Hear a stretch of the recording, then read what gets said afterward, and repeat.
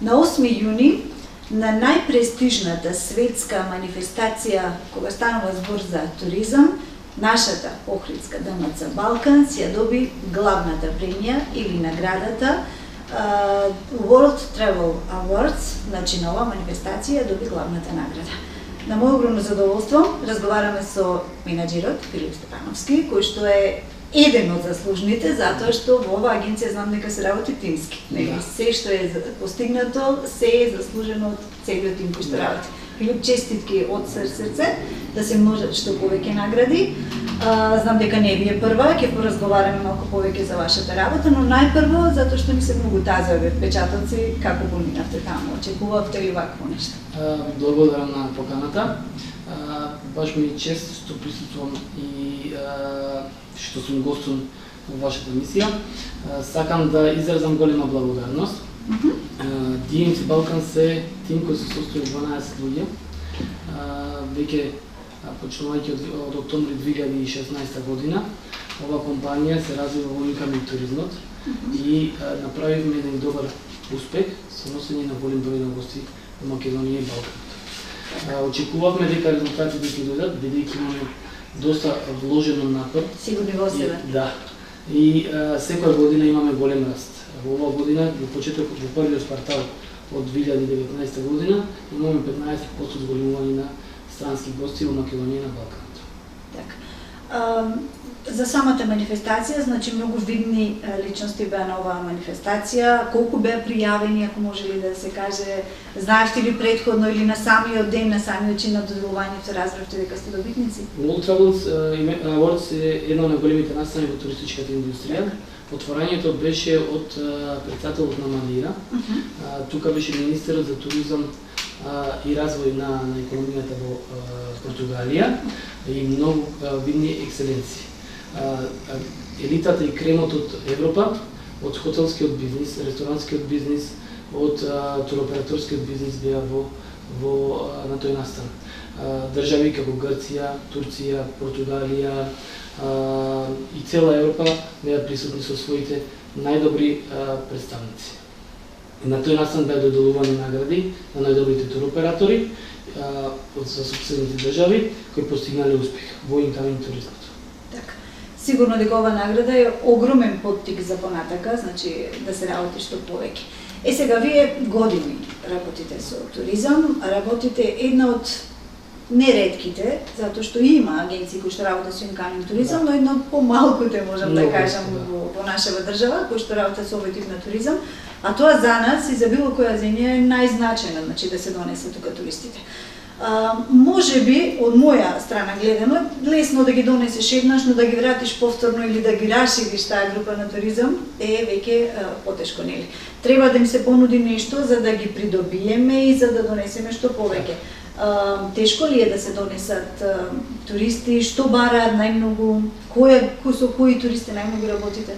Да бидам искрен, е многу потешко него да се работи outgoing туризам, односно редовниот туризам е многу потежок бидејќи ние имаме сериозни конкуренти од многу развиени туристички држави. И од соседството, така. Како една Хрватска која е лидер во туризмот на Балканот, како една Грција, како една Бугарија. За да успееш да ги донесеш гостите во Македонија, треба да се работи многу и да се понуди квалитет. Ние како компанија понудивме нешто поразлично од другите компании и се пробивме на пазарот. Како компанија која е еден од лидерите кој носи турски државјани, азиски државјани, сега ова година почнаме да работиме со Централна и Источна Европа, Скандинавија. Посебно удревме акцент на азискиот пазар, малезиски, индонезиски гости, Филипинија, Сингапур, Тајван, Кина се гостите кои ги носиме во Македонија. Заедно во пакет со Балканот. Значи, за да се излезе од еден таков, за да бидеш малце по-конкурентен, треба понудиш нешто поразлично. Ние го понудивме и направивме успех. Во оваа година очекуваме да донесеме на 20.000 гости во Република Македонија од овие држави кои ги спомнав. Така, вие како поединци не можете сепак многу, зависи државата колку ви пружа и колку ви возможува за да се шири овој вид на туризам. Имате ли помош од државата? Имаме помош од државата за incoming туризмот. Државата ги субвенционира туристичките компании во различна вредност за донесен гости. на државата субвенционира туристички компании да донесе минимум 10 гости во Република Македонија со организиран транспорт, сместување и сите услуги во туризмот. Олеснување во секој случај. Олеснување, бидејќи ние тие пари ги инвестираме во маркетинг и промоција. Нашата компанија скоро на сите поголеми сајми во светот присуствува. Последниот сајм беше во Дубај, се представивме на арапските држави. Претходно бевме во Амстердам, извинете, во Утрехт, во Холандија, во Малезија, сега имаме настан во Филипини, Малезија, Сингапур, и тие пари ги инвестираме за промоција на државата, бидејќи ние без тие пари потешко би делувале.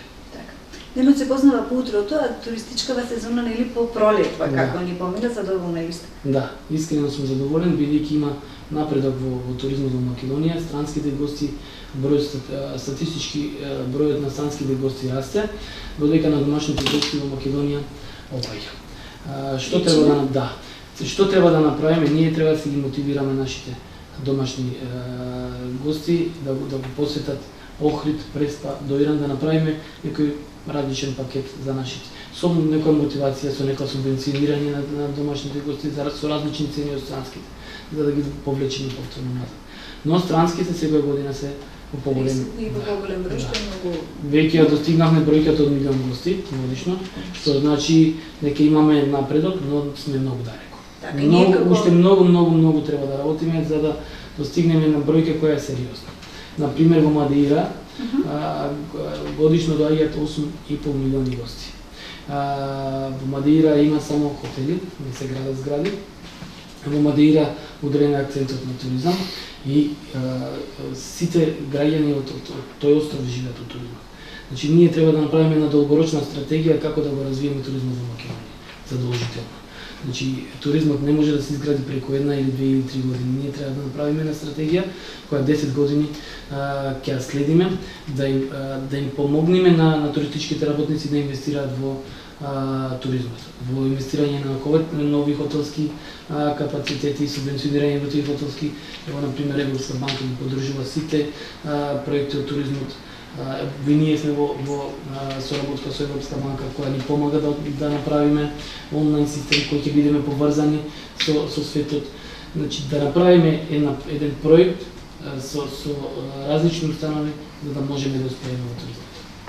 Вечето прашање, вечета дилема на која што дискутирате вие како туристички работници е каков туризам му треба на Охрид? Елитен или масовен?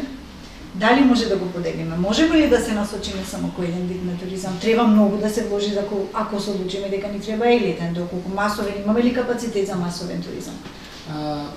Има, да бидам искрен, ние не можеме да имаме масовен туризам бидејќи немаме доволно гости. Милион гости не е голема бројка за да имаме масовен туризам. Во секој случај елитниот туризам треба многу повеќе тоа што го нудиме во моментот. Треба да инвестираме многу повеќе во квалитетот, треба да инвестираме во кадарот и во образованието на туристичките работници, бидејќи ние имаме недоучени туристички работници кои имаат нула пракса. Значи, не се доаѓа директно од книга во туризмот. Ние мора да посветиме како и образовните установи мора да посветат многу повеќе внимание на туристи. Ние во компанија Лидер нема никој пријавено од студентите во Македонија да биде едуцирано од наша страна да влезе во туристичката бранша. Ќе го спомнам еден Унивайн кој е 4 години најголем туроператор во Хрватска, 50% работи со практиканти. Значи, тие практиканти после една година или 2 години добиваат решение во таа компанија и веќе знаат како да го работат туризмот. Значи, образовните установи заедно со туристичките компании мора да се спојат и да инвестираат во младите кадри. Само така можеме да успееме. И мора да уведеме модерни инструменти во туризмот. Значи, мора да го заборавиме онај стар туризам кој веќе заборавен. 99% од компаниите работат со резервации преку Booking, TripAdvisor и слично. Значи немаат собствен онлайн Booking engine, што направи Грција за да се избори против Booking и TripAdvisor кој зема огромни проценти. Тие направија собствени онлайн системи заедно со туристичките компании. И 99% од резервациите одат директно во хотелот. Така. Туристичката бранша мора да поработи на модерните инструменти во туризмот. Какви се најавите за оваа туристичка сезона? Еве, според вашава агенција, продадено ли е, имаме ли туристики, имаме ли веќе резервирани хотели? Бројот на гости во сезона расте.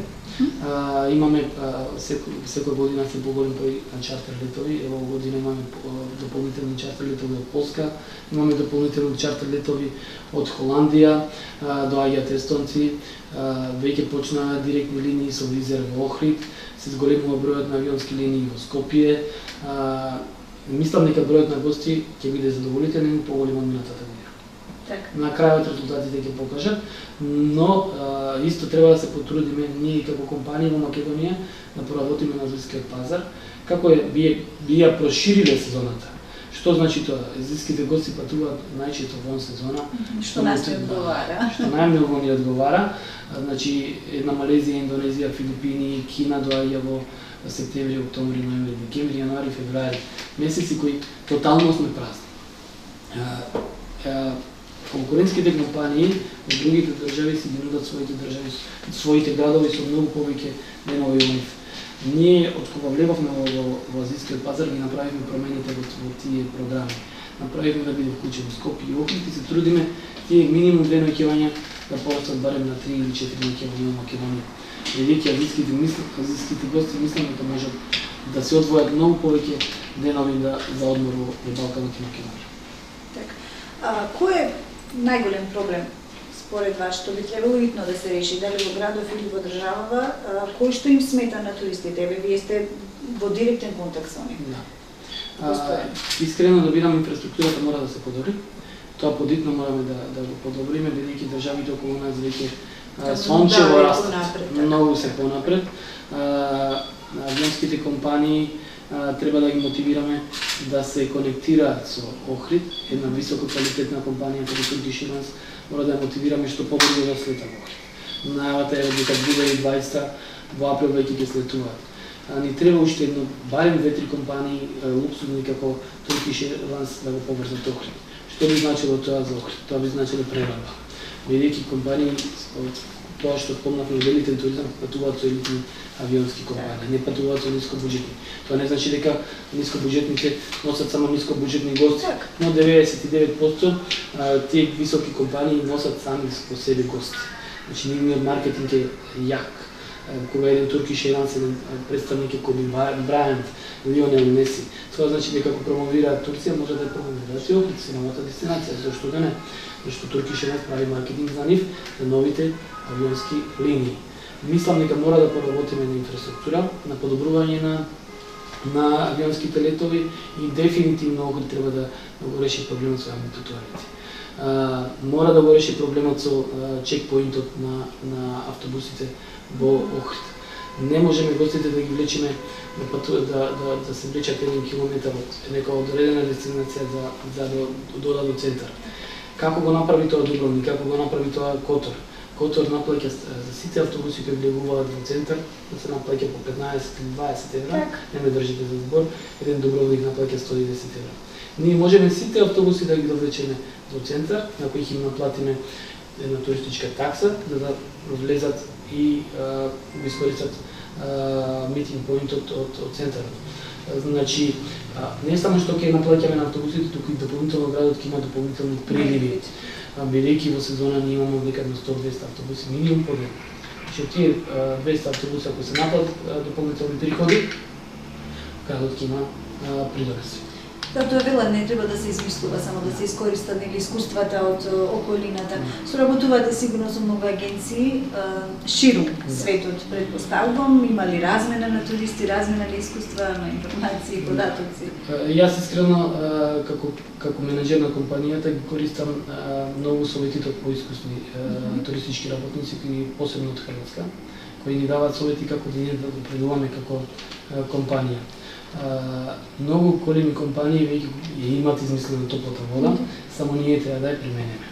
Што значи? Значи, кога во Дубровник се инвестира во хотели, не се инвестира повторно ќе наведам во згради.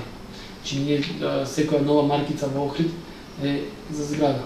Не даваме мотивација на градење на хотели. Што би значи 27 години во Македонија, во Охрид, ќе спомнам, се изградени само 2 големи објекти нови. Нема некои нови инвестиции. Треба да направиме некоја долгорочна стратегија да се подобри туризмот во Македонија. Иако имаме голем напредок.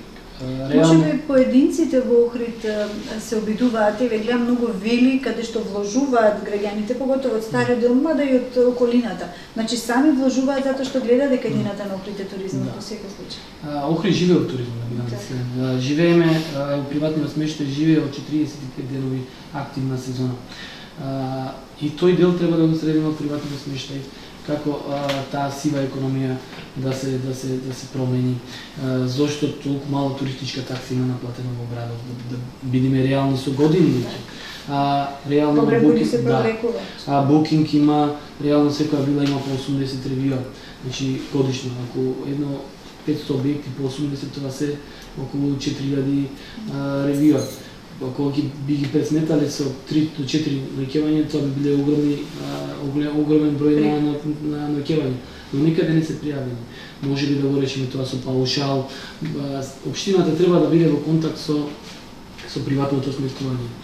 Но не смееме да оставиме приватното сместување има подобар квалитет во моментот од хотелската. Да. Бидејќи кога ќе видите на Booking имаат високи ревиуа. Хотелите во Охрид имаат многу пониски ревиуа. Значи ние треба да направиме да подобриме квалитетот, реално. Не викам дека ние го немаме тој квалитет, но мора да поработиме многу уште повеќе. Значи нас ни фали многу работа. Многу работа и искусен менаџерски тим во туризмот. Значи има многу да се работи, никогаш не можеме да кажеме и сега сме супер и само чекаме гости, значи во туризмот треба постојано да се работи, вие тоа најдобро го знаете. Имате доста работа овој период, додека сите одмараме, вие ќе работите, но дај Боже што повеќе туристи да ни донесите. И се надевам дека за брзо време ќе имаме уште некоја награда, со оглед на тоа колку сте сконцентрирани на вашата работа и колку тоа совесно и го си вршите. Филип, ти благодарам навистина. И се видиме во скоро време повторно и нека се може што повеќе. Ви благодарам многу, јас сум голем борец за Охрид и за туризмот и уште ќе продолжам да работам во оваа сфера и да допринесам за Македонија и за Охрид. Благодарам.